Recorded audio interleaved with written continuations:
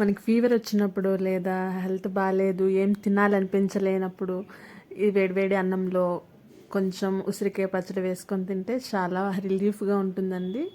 తప్పకుండా ట్రై చేయండి. చాలా ఈజీ ప్రాసెస్. 1/2 కిలోకి కొంచెం తక్కువైన ఉసిరికాయలు తీసుకొని కడిగేసి వాటర్ లేకుండా తుడుచుకొని పక్కన పెట్టుకోవాలి. 1/2 కిలోకి అయితే 50 నుండి 60 గ్రాముల వరకు చింతపండు సరిపోతుంది. ఇంకొంచెం మీకు పులుపు కావాలనుకుంటే వేసుకోవచ్చు. మనం తీసుకున్న ఉసిరికాయల వగరును బట్టి చూసుకొని చింతపండుని తీసుకోవాలి. వాటర్ మాత్రం మరిగించే వేసుకోవాలండి. చింతపండు మునిగేంత వరకు వేసుకొని పక్కన పెట్టేసుకోవాలి. ఇందులో నేను 2 స్పూన్ల ఆవాలు, 1 స్పూన్ మెంతులు, 1/2 స్పూన్ జీలకర్ర వరకు తీసుకున్నాను. జీలకర్ర వేసుకోండి, టేస్ట్ అయితే చాలా బాగుంటుంది. ఇవన్నీ మనం స్టవ్ మీద కడిగి పెట్టుకొని ఈ 3 ఇంగ్రీడియంట్స్ వేసేసి లో ఫ్లేమ్లోని మంచి అరోమా వచ్చినంత వరకు రోస్ట్ చేసుకోవాలి. ఎలా అంటే మన ఆవాలన్నీ చిటపటమంటాయి కదా, అంతవరకు రోస్ట్ చేసుకొని చిన్న మిక్సీ జార్లోని ఫైన్ పౌడర్ చేసి పక్కన పెట్టేసుకోవాలండి. ఇవి ఎంత బాగా రోస్ట్ అయితే అంత మంచి ఫ్లేవర్ ఉంటుంది.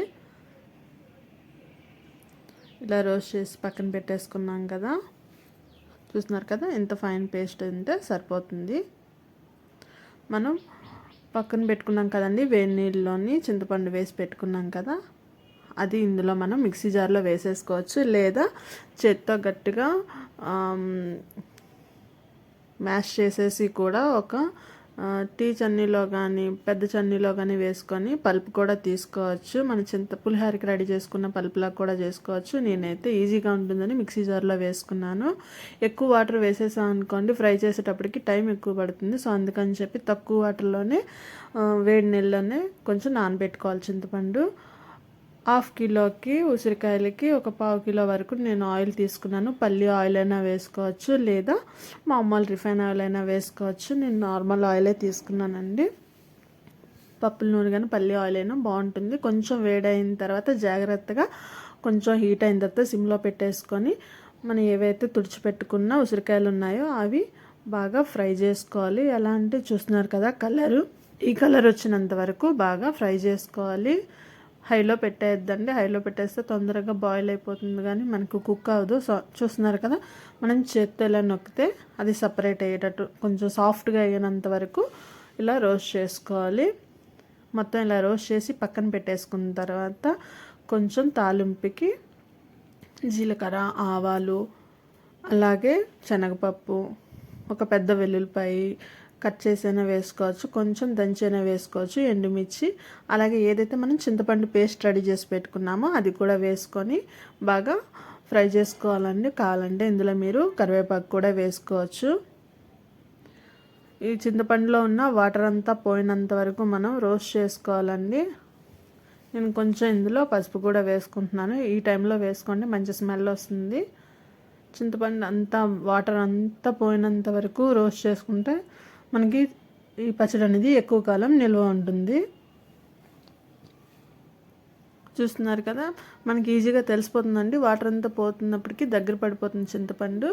ఇప్పుడు 1/2 కిలో ఉసిరికాయలకి ఒక 50 నుండి 60 గ్రాముల వరకు మీ రుచికి తగ్గట్టు కారం వేసుకోండి. 50 నుంచి 60 గ్రాములు అంటే మినిమం 55 గ్రాములు అలా సరిపోతుంది. మనకి ఏదైతే 50 గ్రాములు తీసుకున్నామో కారం, అలాగే 50 గ్రాముల ఉప్పు కూడా సరిపోతుంది. కొంచెం సాల్ట్ తగ్గించే వేసుకోండి, కావాలంటే మళ్ళీ వేసుకోవచ్చు. అలాగే మనం ఏదైతే పొడి చేసి పెట్టుకున్నామో ఆవాలు, మెంతులు, జీలకర్ర పొడిని కూడా వేసేసుకొని ఫస్ట్ బాగా కలుపుకోవాలి. చేయి పెట్టుకోకుండా ఈజీగా ఇలా స్పూన్తో, తడి లేని స్పూన్తో కలుపుకుంటే ఎక్కువ రోజులు నిల్వ ఉంటుందండి. అలాగే మనం తాలింపు కొంచెం చల్లగా అయిన తర్వాత ఇందులో వేసేసుకోవాలి.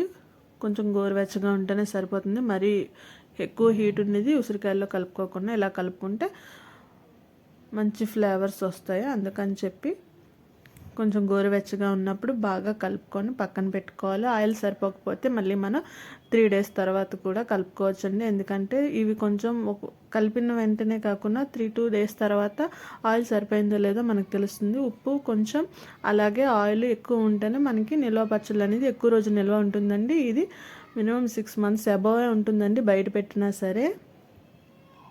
చూస్తున్నారు కదా, ఈజీగా ఉసిరికాయ పచ్చడి ఇంట్లోనే రెడీ చేసుకోవచ్చు. వీడియో నచ్చితే లైక్ చేయండి.